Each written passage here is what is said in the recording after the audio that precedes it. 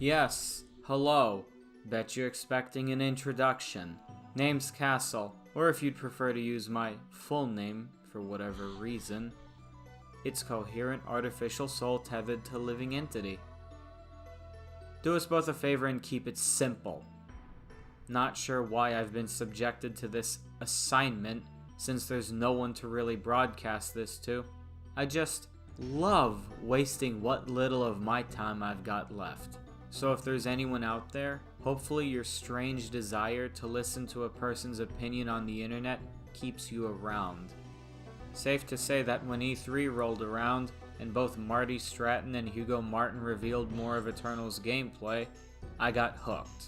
And now I'm lingering in the darkest corners of the hype train, trying to avoid detection while I await the arrival of the game's November release date. Oh. Well, at least I get Doom 64 for free.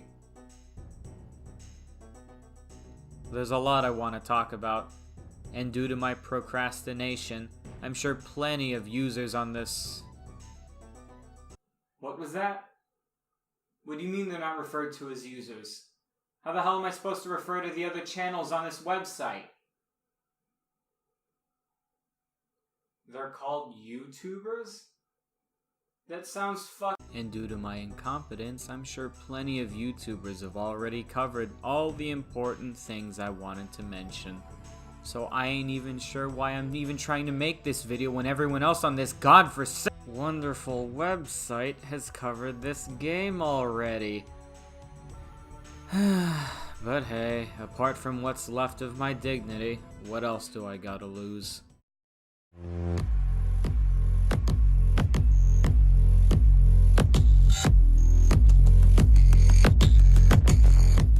If your feeble eyes couldn't already tell, and you've brushed up on your comprehension skills, you'll know that Doom Guy is strong, and that he's taken down Titan, Hell's mightiest demon, without any weapons. Just look at how he rips through a demonic horde with his bare hands. The size and strength of the demon doesn't even matter. If they're in his line of sight, they'll become a red smear on the floor.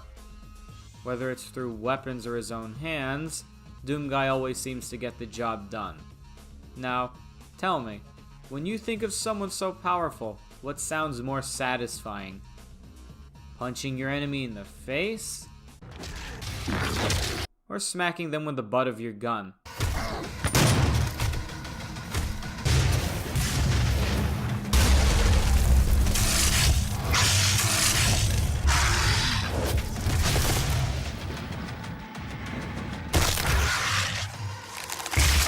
If the answer isn't already clear, you need to get your head checked. Smacking the enemy with the butt of your weapon has been in first-person shooters for a long time now. And I'll tell you what, I hated it back then too.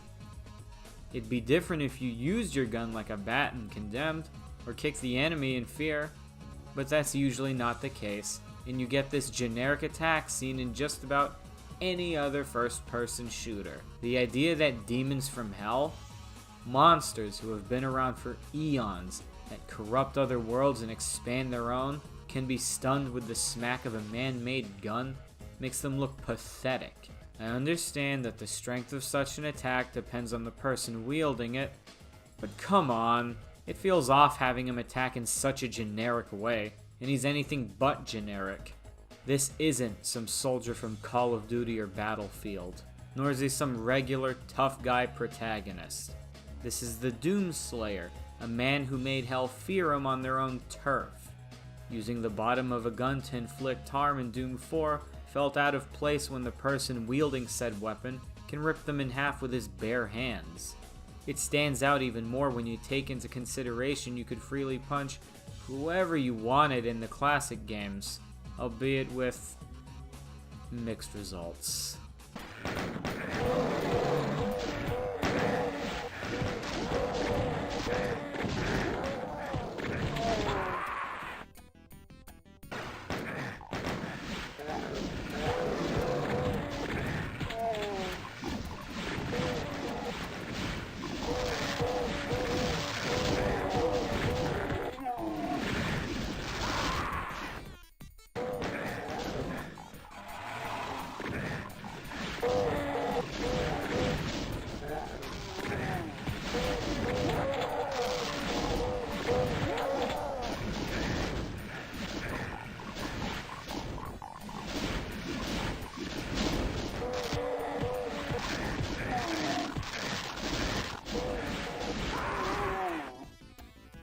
Without a berserk pack, the punch back then wasn't very useful.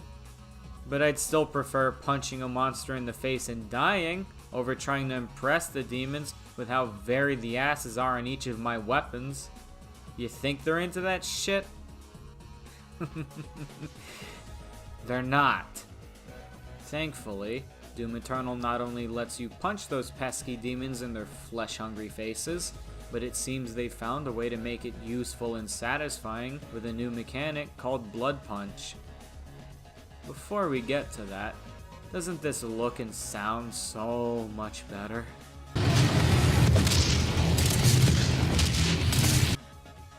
Oh yeah, baby, that's what I've been looking for. He can even break through walls. I fucking love this game. Amazing how a small change does wonders in separating him from every other protagonist out there. And in this case, it doesn't even hinder the gameplay. Even without Blood Punch, it seems like the attack staggers the enemy for a few moments. However, there are a few instances where that doesn't happen. And now we come to Blood Punch. A super powered strike that's available after 2 glory kills. The end results are absolutely beautiful.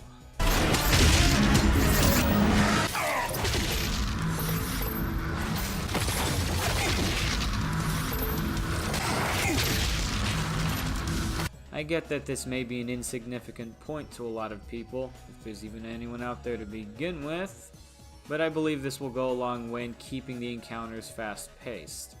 Whether people liked it or not, sooner or later you were bound to perform a glory kill. That's how you got your health. And with this new feature, it ensures you'll always have a little trump card on your side. Besides, at least it gives you a different way to kill the demons. Can we play that again?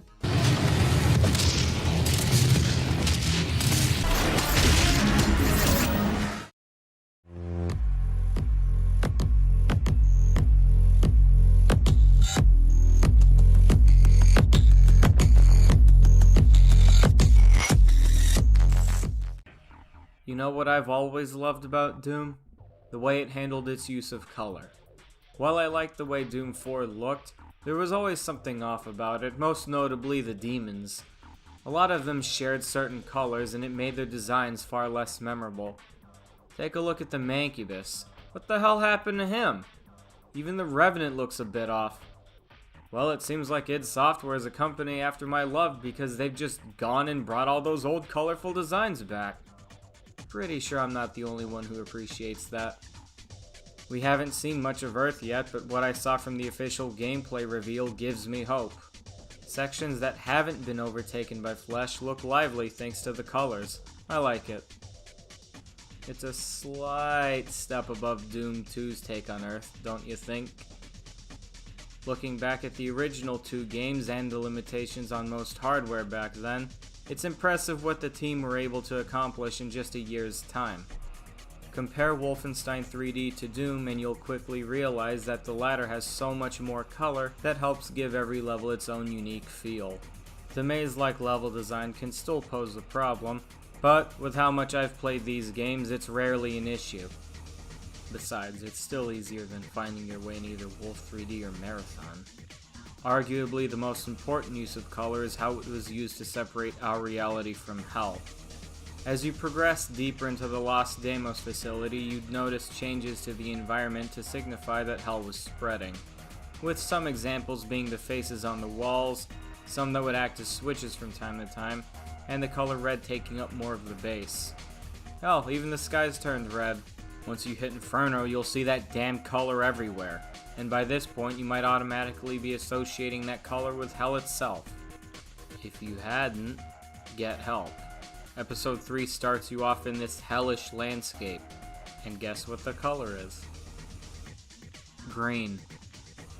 Many of the demons had their own memorable color schemes that made spotting a specific one from a crowd quick and easy. This helped greatly with enemy prioritization. All it took was a single glance and you'd know who the most dangerous enemy on the playing field was. Another neat little detail is that 2 of the demons bled different colors. The Cacodemon, who now has his original blood color, has blue, while the Hell Knight and Baron had green. It's nothing game-changing, but small details like that go a long way. Another good use of color design is how Doom 1 and 2 handled its armor and health pickups. Blue was health, and green was armor. Health packs have their classic designs back and they stand out better during a fight. Unless you've gouged out your own eyes, you shouldn't be able to miss them. They stick out on purpose to let you know that they're there, which can be a difference between life and death. As for the floating green question marks, 1-ups, and the status bar, who gives a shit? Have you even seen what the original status bar looks like? It's big, gray, and takes up a portion of the screen. Besides, the devs have already made it clear you can customize the status bar's opacity and color. So quit bitching. Go a little UI section there. Get some different color. Oh wait, look at this. We're talking about full-on change everything about the UI. That Sentinel color is pretty good. It is. Exterminator. I like that. Love that. And then again, there's a million D options as far as what you want on and off in your HUD if you want things bigger or smaller. I know a lot of people, you know, they'll dial stuff back. They'll turn Yeah. off some of those options so that they really are looking at just a very clean screen. Exactly. But if you're like me, you want it all. Doom is really like a fast-moving car, so I like to see basically every gear, All every those option. dials? Yep, I want to know what's happening at all times, so I have everything up, cranked Your to the max. Doomometer? Yep. I'm just going to keep going. No, this is like, again, we're just showing you the wide array of like how custom you can kind of make your HUD. Yep. And you saw like already there was the scale, so you can do full on like small, medium, large. And it sounds like you're going to go in. Colorblind? Yeah. Speaking of. Thank God. Yeah. You know who's colorblind? It's your boy right here. Hell yeah. Jason Levy. I actually don't know which type of colorblind I am. I should find that out, but I'm But look probably already all through of it. Color. Fucking hell, how many times have I repeated that damn word throughout this entire segment? Has always been an important part of the series, whether it was used to establish atmosphere in an episode or level, warn you of dangers in the environment, or to let you know what's on the battlefield. I'm glad to see it make a return. At least now the demons can have some color Oh, son of a bitch.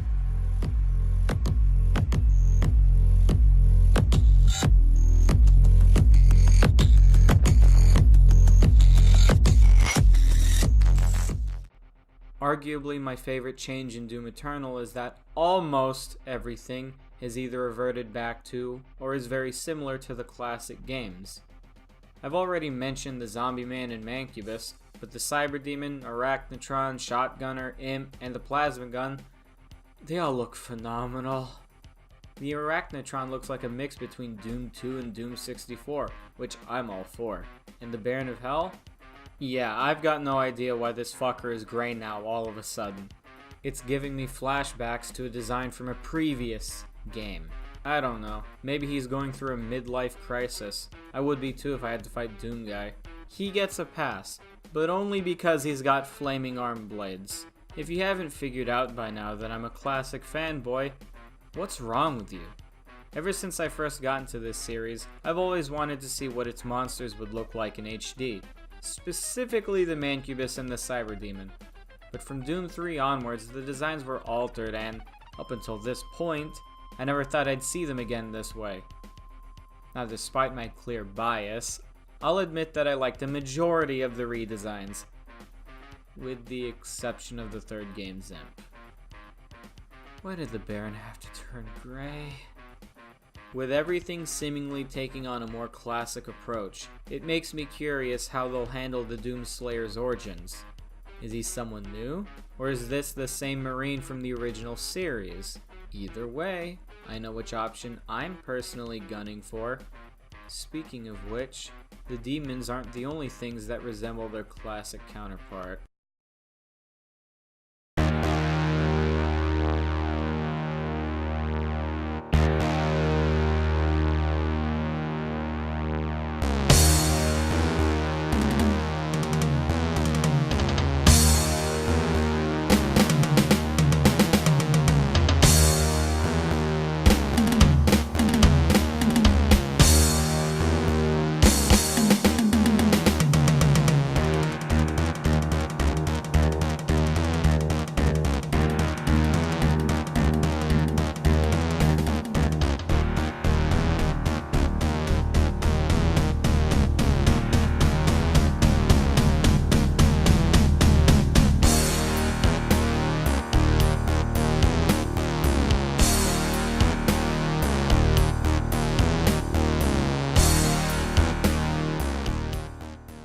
know, I didn't mind the previous game's approach to hell.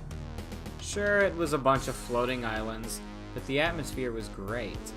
However, after seeing Eternal's rendition, I can't go back. We only got very small glimpses of this back in Doom 4, but for the most part, all the nightmarish imagery that plagued Earth and the UAC facility was gone, which means no more faces on the walls and areas made out of skin and meat. Instead, we got almost gothic-like structures made from some sort of stone, caves, I think they're caves, soaked with blood, floating islands, and the remains of Argent Dinner. Also this lovely Easter egg referencing the third game. One thing that Doom always got right, especially Doom 3, was its depiction of hell. It wasn't your usual brimstone and fire with lakes of lava all around. Hell was alive, and it spread with its demons, consuming everything and everyone around it. Whatever it consumed was transformed into some macabre location you'd only find in your nightmares. Kind of like mine. Guess that's why I was never bothered by the original game's maze-like level designs. Doom 3 gave us a unique perspective on how terrifying it would be to reside in there if you weren't an unstoppable force of nature.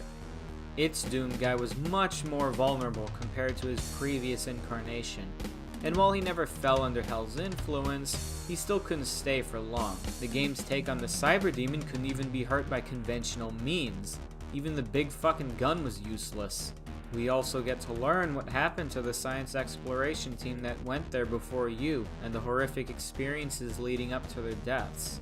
Say what you will about the rest of the game, but the way it handled Hell was perfect. Eternal's concept art is showing off some damn good hellish vistas. It's like they took every rendition and mixed it into one. You've got the first two games as fleshy hell, 64's gothic structures, the atmosphere of Doom 3, and the lore setup from Doom 4. Considering what they're doing with the story, it's going to be interesting to see how id Software portrays Doom Eternal's hell. Just watch. The Doom 3 Marine is going to end up being Doom Eternal's Doom guy. What a twist that would be.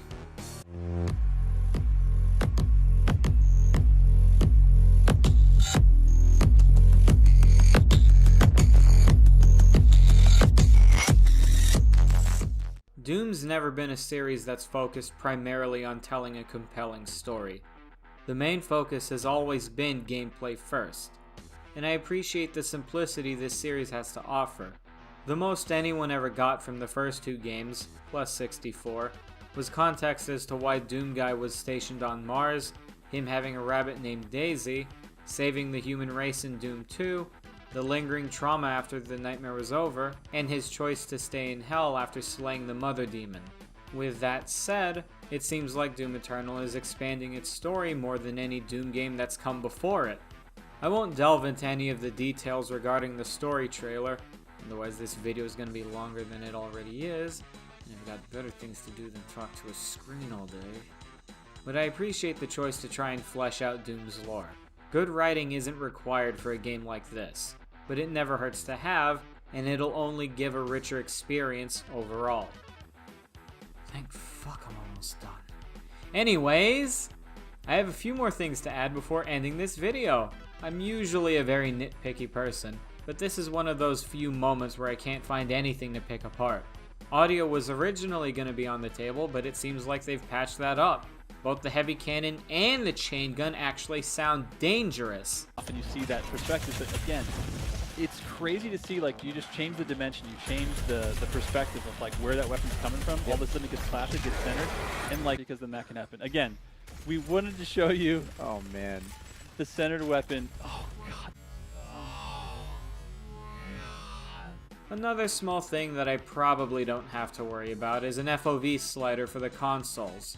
Normally I'd play the series on my computer, but as of this moment, I have no idea if it'll even run the game the way I want. Besides, Blue isn't very reliable yet. Hope she didn't just hear that. Oh, shh. The last one is more of a personal preference than a nitpick, but it seems like we're going to be learning more about the Doom Slayer this time around. Throughout this video, I've been referring to him as the Doom Guy. So obviously I'd still want him to be the same character, otherwise I'm gonna look like a jackass. In all seriousness, Doom Guy means a lot to me, and I'd love for this game to be his triumphant return. Despite my hope for the gaming industry being lower than my chances of leading a successful life outside this complex, I believe the team over at id Software has what it takes to make this the best Doom game it can be. The new team clearly has potential. The same cannot be said for myself. There's your damn video. Enjoy it, hate it, I don't really care. It's the only one I'm ever gonna make. Great timing, I've just finished. Is that all? So you're telling me I have to make more of this shit.